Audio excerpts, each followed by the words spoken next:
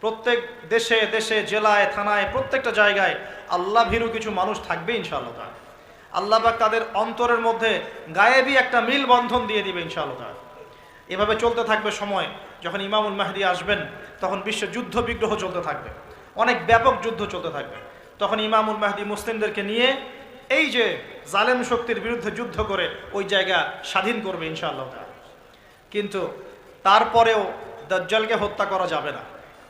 দাজ্জাল খুবই শক্তিশালী হবে এবং তার অনুসারীরা হবে প্রচণ্ড শক্তিশালী।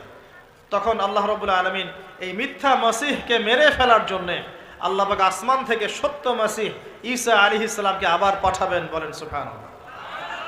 আল্লাহ রাব্বুল আলামিন সূরা মাঈদার মধ্যে বলেছেন, ওয়ামা কাতালুহু ওয়ামা সালাবুহু, তারা তাকে হত্যাও করে নাই, ক্রুশবিদ্ধও করে নাই।